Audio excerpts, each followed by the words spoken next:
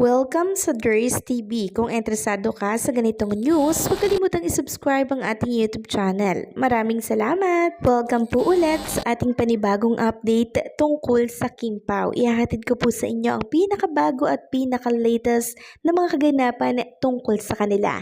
Kaya naman kung hindi ka pa subscriber ng ating channel, pindutin nyo na ang notification bell para lagi kayong updated sa mga balitang trending at napapanahon. So ayun, welcome back again sa ating YouTube channel mga kakimpaw, and for today's video nga pag-uusapan natin ay tungkol pa din sa mga kaganapan po kay Kim and Paula Avellino. Pero bago po ang lahat, happy Valentine's Day sa ating lahat, lalo na po sa mga mag-couple and sa mga nakikinig po sa atin dito. So sana enjoy nyo po ang araw na to.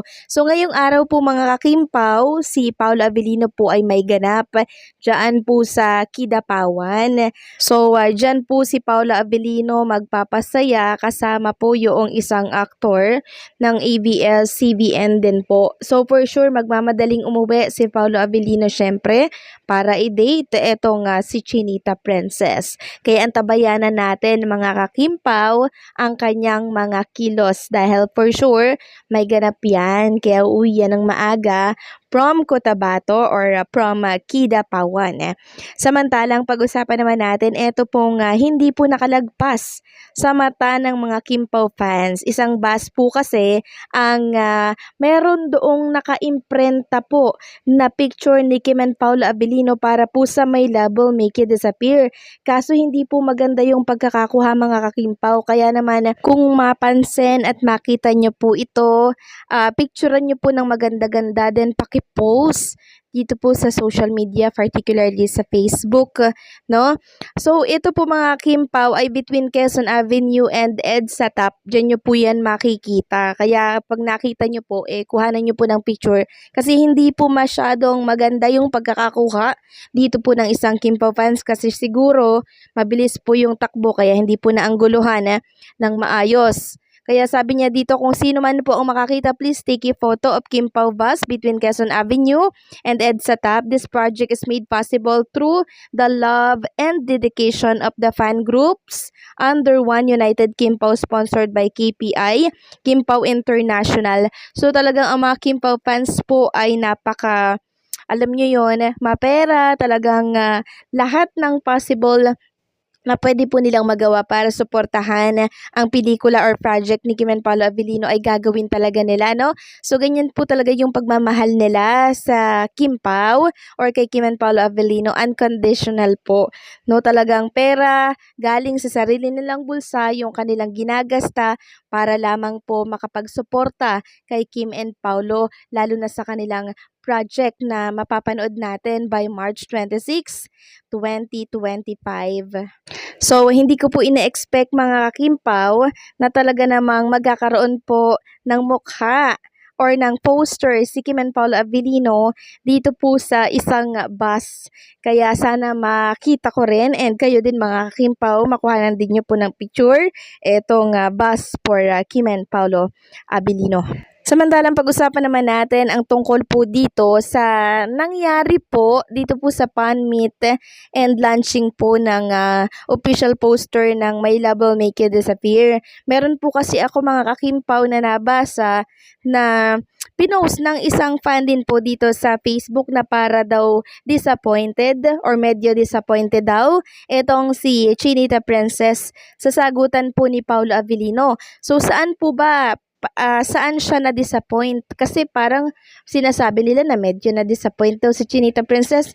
So, linawin po natin yan. So, ito po ay tungkol mga kakimpaw doon sa tanong na kailan huling sumugala si Paula Avellino. And di ba ang sagot na ni Chinita Princess kung kailan huling sumugal si Kim, ang sagot po ni Kim ay kahapon lang. Tapos seryoso yung mukha niya, no? Pero joke lang pala yon. Tapos ang sagot ni Paula Avellino nang siya naman ang tanongin, hindi daw siya mahilig sumugal. No, yan po yung sagot niya. Hindi siya mahilig sumugal, pero susugal at hindi daw siya titigil. No, hindi daw siya titigil sumugal sa pag-ibig. So, nakita ko nga yung mukha dito ni Chinita Princess sa video na binahagi po ng isang fan. Medyo may part mga kakimpaw na medyo hindi po natuwa si Chinita Princess. Medyo lang hindi siya natuwa doon sa sinabi ni Paolo Abilino. Pero masaya naman siya sa whole media ko na yon. Pero ito nga lang po ang napansin ng ilang mga Kim Pao fans na hindi daw nagustuhan ni Chinita yung sagutan ni Paolo Abilino. Kasi sabi nga ni Paolo Abilino, medyo blurry na daw at hindi niya natatandaan ng pandemic pa yung mga tungkol diyan sa sugal-sugal na yan sa pag-ibig. Pero hindi naman titigil mga Kim Pao si Paolo Abilino na sumugal muli sa pag-ibig.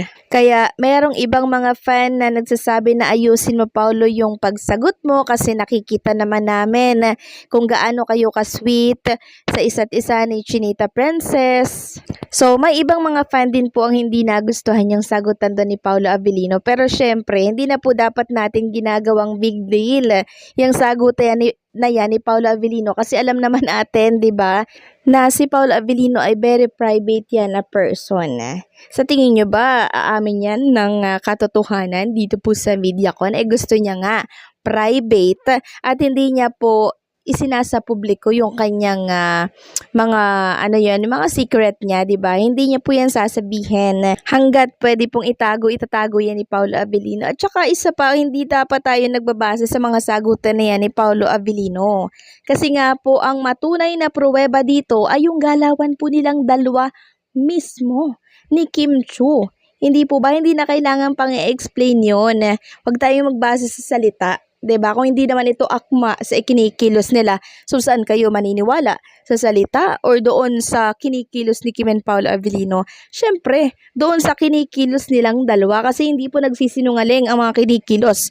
Pero yung salita, pwede yang pikiin para mas lalo tayong ma-curious, 'di ba? At mapaisip sa kung anong meron po sa kanila. Para bang pili tayong nililigaw ni Kim and Paolo Abilino pero iisa lang naman kasi yung ating tina-target dito. At hindi sila makakapagsinungaling sa mga kinikilos nilang dalawa. 'Di ba? Yun po ang matibay na pruweba doon. Yun yung pinagbabasehan natin. Kaya yung mga sinasabi ni Paolo Abilino na susugal, na-disappoint si Chinita Princess, naku, wag tayong magbase dyan. Sinasabi ko sa inyo mga Kim Pao, wala tayong dyan. Hindi natin dapat pinagbabasehin yung mga salita na yan ni Paolo Abilino. Magbase tayo ay sa ikinikilos, sa kanilang mga ginagawa dahil yon ang katotohanan. Okay?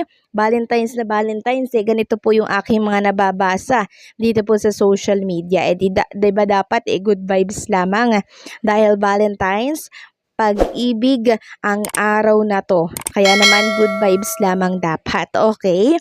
So hanggang dito na lamang pong update natin. Maraming salamat sa patuloy na pagsuporta and don't forget to like, share, comment, and subscribe.